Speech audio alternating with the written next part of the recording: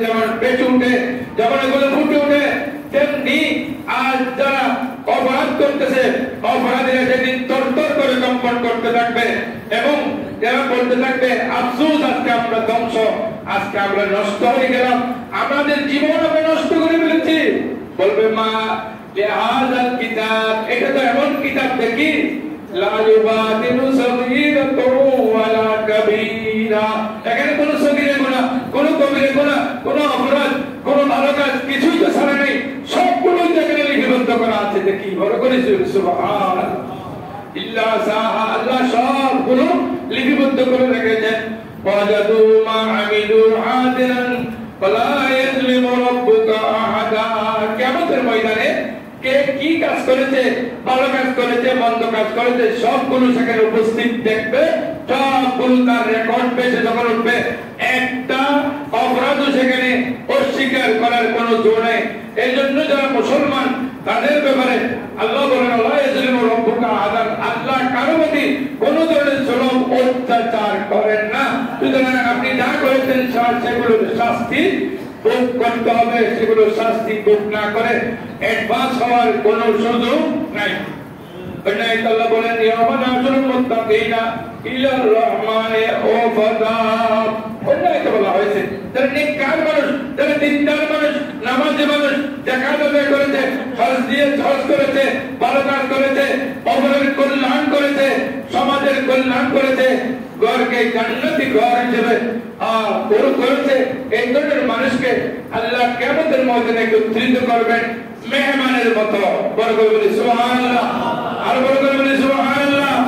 বলা হবে সেই দিন মেহমান, অন্য মানুষের শাস্তি হবে, অন্য মানুষের হিসাব নিকাশ চলবে, আর নেককার দিনদার মানুষ যারা ওরা হবে সেই দিন হাজরের ময়দানে মেহমানের মতো, ওদেরকে আল্লাহ মেহমানদারি করবেন সুবহানাল্লাহ। আর যারা বদকার মানুষ, সূরা মরিয়মের 86 নম্বর আয়াতে আল্লাহ বলেন নাসুকুল মুজরিমিনা ইলা জাহান্নামা ওয়িরদা, যারা বদকার মানুষ তাদেরকে আল্লাহ তৃষ্ণার্ত অবস্থায়, পানির পিপাসায় কাতর অবস্থায় তাদেরকে আল্লাহ জাহান্নামের দিকে নিয়ে যাবেন, ওরা জাহান্নামে যাবে, জাহান্নামে যাওয়া ছাড়া তাদের কোনো উপায় নাই। সুবহানাল্লাহ। আল্লাহ বলেন وَيَوْمَ يَحْشُرُهُمْ وَمَا يَعْبُدُونَ مِن دُونِ اللَّهِ, এদিন আল্লাহ একত্রিত করবেন সবাইকে, যারা ইবাদত করেছে তাদেরকে, যাদের ইবাদত করা হয়েছে তাদেরকে। وَإِلَيْهِ مِن دُونِ اللَّهِ فَيَقُولُونَ, বলা হবে أَنْتُمْ أَضْلَلْتُمْ عِبَادِي هَؤُلَاءِ, হে নেতারা, তোমরা কি এদের ইবাদত নষ্ট করেছো, এদেরকে ভুল পথে পরিচালিত করেছো, এদেরকে ভুল পথে কেন পরিচালিত করলা, কি কারণ, কেন করলা তোমরা? আল্লাহ যখন ধরবেন তখন এরা বলবে আমহুম দাল্লুস সাবিল, সূরা ফুরকানের 17 নম্বর আয়াতে আল্লাহ বলেন আমহুম দাল্লুস সাবিল, না নিজেরা বস্ত, নেতার কথায় বস্ত হয় নাই। অনেকে নেতা যেদিকে বলে ওইদিকে যায়, যেদিকে বলে শাইখেরা ওইদিকে যায়, ভুল হোক শুদ্ধ হোক, ইভেন্ট ঠিক থাকুক আর না থাকুক ওইদিকে চলে যায়। এখন একটা কবি কত সময় বলছি, মুহাম্মদ সাল্লাল্লাহু আলাইহি ওয়াসাল্লাম 40 বছর পরে নবী হয়েছেন নাকি আরব আরব থেকে নবী হয়েছেন, এটা আর এখানে ইমানের বিষয়, সেন্সিটিভ বিষয়, স্পর্শকাতর বিষয়, যেখানে নবীর উপর ইমান না আনলে আপনার এলম আমল টুপি দাড়ি জুব্বা সব নষ্ট হয়ে যাবে। সাইকেল পিছনে পিছনে অন্য সাইকেল দৌড়ে, রাসূলের পিছনে কেউ যায় না, রাসূলের মোহাম্মদ কেউ চায় না, কারণ নেতা নিতে বলে সাইক যেটা বলে ওইদিকে দৌড়ে, সাইকেলটা ভুল হলো এটা শুনে আপনার সাইক কিছু করতে পারবেন না।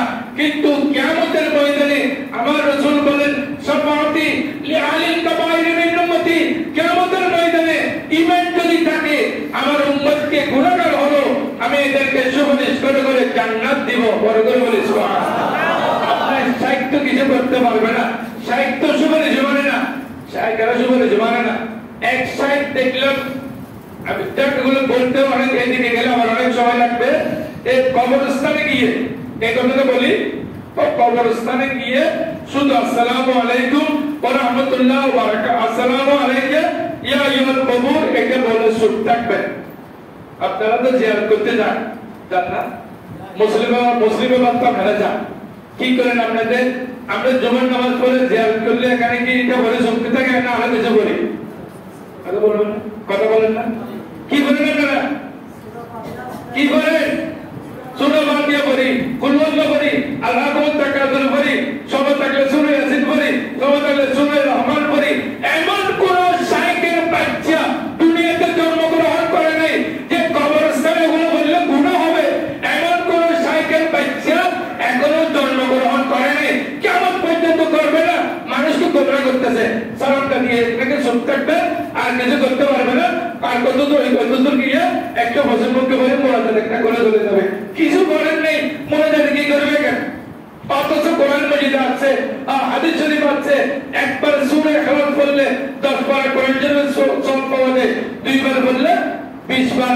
তিনবার পড়লে 30 বার আপনি কবরস্থানে দাঁড়িয়ে যদি তিনবার কুলুন করেন এক কদম কোরআন মাজিদের সওয়াব পাচ্ছেন আর শাইখের বাচ্চা মানুষকে গোমরাহ করতেছে আমন তাল্লু সাবিল এরা আদালতুম এখানে কোরআন শরীফে তোমরা গোমরাহ করছো কেন তোমরা মানুষকে পথভ্রষ্ট করছো কেন এটা আল্লাহ কিয়ামতের ময়দানে যখন বর্ণনা করবে তারা বলবে আমরা তো করি নাই নিজেরা বাঁচতে পারবে না নিজেরা জাহান্নামে চলে যাবে এই শাইখের বাচ্চা উল্টা পাল্টা কথা বলে নবী বিদ্বেষী যারা সেই হোক এটা শাইখ হোক শাইখ সারা হোক যত বড় আলেম হোক যত বড় মুহাদ্দিস হোক যত বড় মুফতি হোক নবীর সাথে দুশমনি করলে এদের জাহান্নাম ছাড়া কোনো উপায় নেই এদের জন্য আল্লাহ লানত রেখেছে কোরআন মাজিদের নিয়ে আল্লাহ বলেছেন ইন্নাল লাযীনা ইউযুনাল্লাহ ওয়া রাসূলাহু লা'নাহুমুল্লাহ ফিদ দুনিয়া ওয়াল আখিরাহ যারা আল্লাহকে কষ্ট দেয় রাসূলকে কষ্ট দেয় তাদের জন্য দুনিয়া আখিরাত দুই জায়গায় লানত রয়েছে তাদের উপরে লানত তাদের জন্য আল্লাহ ও রাসূলের লানত রয়েছে নাউযুবিল্লাহ মিন যালিক তাহলে আমরা আমাদের বাপ দাদারা কত বছর ধরে জিয়ারত করে আসছে এগুলো কি ভুল এগুলো নাকি মানুষের বানানো যাকে ইনশাআল্লাহ এগুলো একটু সময় বলবো আল্লাহ হেদায়েত করুক আমিন বলেন এরপরে আছে কোরআন মাজিদের আমি যে আয়াতগুলো তেলাওয়াত করেছি ওই আয়াতগুলোর মধ্যে এসেছে ইবাদতের কথা এসেছে ইবাদত কার করব কার ইবাদত করব কথা বলবেন না কার ইবাদত করব মাজারে গিয়ে অনেক মানুষ ইবাদত করে ঠিক কি না ঠিক না কিসের ইবাদত করে কথা বলেন না বড় করে কার ইবাদত করে এই জন্য এই শাইখের নাম দিয়েছে যারা জিয়ারত করতে যায় তাদেরকে মাজার পূজারী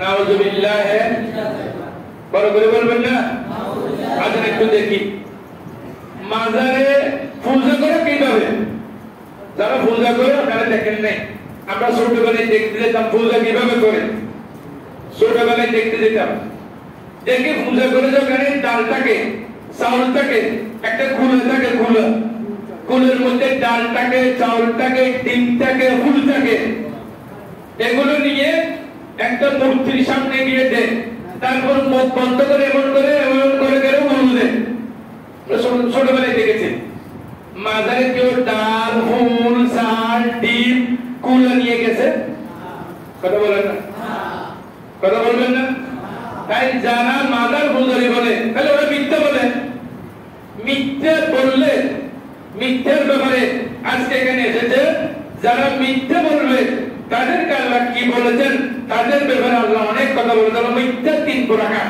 একটা হলো ছোট মিথ্যা আরেকটা হলো মাঝারি মিথ্যা আরেকটা হলো আরো বড় মিথ্যা ছোট মিথ্যার আরবি যারা শাইখের আরো বুঝবে কেননা বলে কিজিব তাহলে মাজারে এমন কোন ব্যক্তি ডাল ফুল চাল ডিম কুলে নিয়ে যেতে কাউকে দেখি নাই পূজা করে দিতে হবে পূজা কিভাবে দেবে পূজা দিলে পূজা করলে তো পূজার জিনিসগুলো নিতে হবে মাজারে যায় উজু করে আতর দিয়ে সুরমা দিয়ে সুন্দর কাপড় চোপড় করে পবিত্র কাপড় পরে ওখানে মাজারে গিয়ে জিয়ারত করে তাহলে জিয়ারতকে পূজা দেওয়া বলে হাদিস শরীফে আছে কুনতু নাহাইতুকুম আন জিয়ারাতিল কুবুরে আল্লাহ রাসূল বলেন আগে জিয়ারত করতে নিষেধ করেছিলাম আলান ফাজারুহা আজ থেকে জিয়ারত করো একটা ইসলামিক বিধানকে পূজার সাথে তুলনা করা এগুলো কোনো মানুষের পর্যায়ে পড়ে না ওগুলো হলো বদকার ওগুলো হলো মুজরিম ওগুলো হলো অপরাধী এগুলো হলো জাহান্নামী, এগুলো কোনো ভালো মানুষ নয়।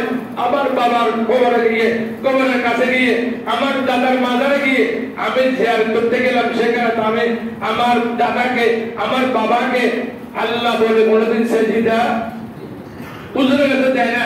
সাধারণ মানুষ তো আল্লাহ বলে কেউ সেজদা, আল্লাহ বলে কেউ সেজদা, মাজার কি কথা বলে চাইছে যে হ্যাঁ মাজারের পাশে বসে থেকে সেখানে নামাজ পড়ে, নামাজের কবরে নামাজ পড়ে, কিন্তু মাজারকে আল্লাহ মনে করে কেউ সেজদা দেয় না, মাজারকে আল্লাহ মনে করে কেউ ইবাদত করে না। সুতরাং আর যারা মাজার পূজারী বলে তারা তিনটা কাজ করে। এক নম্বর হলো কিজিব, কিজিব করে, কিজিব কি?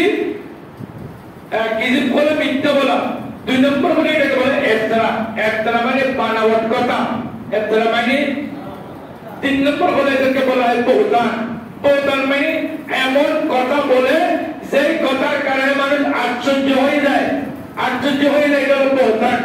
কোরআন মজিদে কিতাবে এসেছে হাযা বহতানুন আযীম, এটা অনেক বড় মিথ্যা, অনেক বড় অপবাদ। সেটা করে না, এটা করে বললে, যেটা বাস্তবায়ন করে না এটা বাস্তবায়ন করে বললে এটা হলো কিজিব, এটার নাম হলো ইফতারা, এটার নাম হলো ইফতারা, এটার নাম হলো আপনার বহতান। এগুলো করা সম্পূর্ণ নিষেধ। আল্লাহ রাসূল বলেছেন, ইরশাদ করেছেন হাদিস শরীফ, আবু হরায়রা রাদিয়াল্লাহু তাআলা থেকে বর্ণিত, তিনি বলেন আতাদরুনা মাল গীবা, আমার সাহাবীরা তোমরা কি জানো গীবত কাকে বলে? আল্লাহ ওয়া রাসূলুহু আ'লামু, আল্লাহ এবং রাসূলের ভালো জানেন। সাহাবায়ে কেরাম জানলো, নবীর দরবারে কোনদিন আমি জানি এটা বলেন এটা হলো আদব, এটা হলো আদব। এখন আরেক মৌলবী বের হয়ে গেছে, দেখেন উনি বলে যে নবীর ভুল হয়, আমাদের কোনো ভুল হয় না, কারণ নবী তো অশিক্ষিত ছিলেন, আমরা তো শিক্ষিত, আমরা লিটারেট পারসন। নাউযুবিল্লাহ। আচ্ছা একে কি নবীর উম্মত বলতে পারবেন? আরে ভাই এত দূর যেতে হবে না। আপনার বাবার সামনে যদি আপনি আপনার বাবা কোন লেখাপড়াই করেনি, যদি আপনার বাবাকে বলেন এ বাবা আপনি মূর্খ, রাখবে দুনিয়াতে? দুনিয়াতে রাখবে? আর নবী অশিক্ষিত, নবীকে মূর্খ বলতেছে, উম্মতেরা দেখেই আছে, উম্মতেরা শাইক করে। নাউযুবিল্লাহ মিন যালিক। কিসের শাইক? নাউযুবিল্লাহ মিন যালিক। নবী অশিক্ষিত, নবী মূর্খ বলে, এই শাইকটা আমি কি করব? এই শাইকের বুঝ আমি কেন করব? এই শাইক যেটা বলে ওই শাইক এটা বলে। এখনো পর্যন্ত কয়েকটা হাদিস, কয়েকটা কোরআন মজিদের আয়াত দিতে পারে নাই যে নবীজি কখন থেকে নবী ছিলেন, 40 বছর আগে নবী ছিলেন না, এটা শুধু মুখে বলতেছে, কাজের বেলায় কিছু করতে পারে না। আল্লাহ হেদায়েতের কামিল বলেন। সুতরাং আমি বলবো এখানে কোরআন মজিদের দ্বারা বলবো, আল্লাহ রাসূল বলেন যে তোমরা জানো কিনা? আমরা তো অনেকে বলে নবী এটা জানতেন না, ওইটা জানেন না, এটা জানেন না, এটা বুঝেন না। আরে ভাই এক জায়গার যদি চেয়ারম্যান হয়, এখন উপজেলার চেয়ারম্যান হচ্ছে, ইলেকশন হচ্ছে, উপজেলার চেয়ারম্যানের লোকদের মানে যেমন আমাদের এখানে 106টি সেন্টার আছে, 106টি সেন্টারে কি হচ্ছে কি না হচ্ছে এটা যদি উনি ওনার লোকদের মানে না থাকে, উনি কি এখানে চেয়ারম্যান হতে পারবেন? পারবেন? 106টা সেন্টার চক্র করার আগে থাকতে হবে, এবং ওনার ইউনিয়ন কয়টা, ইউনিয়নের মধ্যে কোথায় কি চলে আগে থাকতে হবে। উনি শাসন কেমনে করবেন, সাহায্য কেমন করবেন, সহযোগিতা কেমন করবেন। আর আমার নবী হলেন রহমতুল্লিল আলামিন, ওয়া সাল্লাকা ইল্লা রহমতুল্লিল আলামিন। একজন চেয়ারম্যানের এলাকার যেজনের খবর থাকে, আমার নবী হলেন রহমতুল্লিল আলামিন। সারা জগতের শুধু এই দুনিয়ার নয়, সারা জগতের নবী। তিনি কিভাবে দুবাইতে কি চলে, আমেরিকায় কি চলে, জাপানে কি চলে, জার্মানি কি চলে, ইন্ডিয়াতে কি চলে, বাংলাদেশে কি চলে, পাকিস্তানে কি হচ্ছে, এগুলো না জানলে কেমন করে হবে? বড় করে বলেন সুবহানাল্লাহ। আল্লাহ লুৎফুর রহমান ইন্তেকাল করেছেন কিছুদিন আগে। আল্লাহ অনেক ভালো আলেম ছিলেন। উনি বলছেন লা ফারকা বাইনা হায়াতিহি ওয়া মাউতিহি ওয়া মা সাল্লাকা ইল্লা শাহিদান। তাফসীর করতে গিয়ে উনি বলেন যে নবীজি দুনিয়াতে থাকতে যেমন দেখতেন, এখনো মাদার শরীফ থেকে সেটা দেখতেছেন। লা ফারকা বাইনা হায়াতিহি ওয়া মাউতিহি, এখানে কোনো পার্থক্য নেই ওনার হায়াতে, ওনার মৃত্যুতে। কারণ নবী কিন্তু হায়াউন ফি কুবুরিহিম, তাদের মাদার শরীফ ওনারা জিন্দা আছেন। বড় করে বলি সুবহানাল্লাহ। আল্লাহ লুৎফুর রহমান সাহেব আপনার ভিডিওর মধ্যে আপনি দেখেন, এটা খুঁজে পাবেন। তাহলে উনি হলেন কিন্তু কৌমে করণের একজন আলেম। উনি স্বীকার করেছেন, বলেছে যে নবীজি আগেও দেখেছেন, উম্মতের অবস্থা এখনো দেখেন। আরে নয় নয়, হাদিস শরীফে এসেছে প্রত্যেক সপ্তাহে নবীর দরবারে আমাদের আমলনামাগুলো পেশ করা হয়।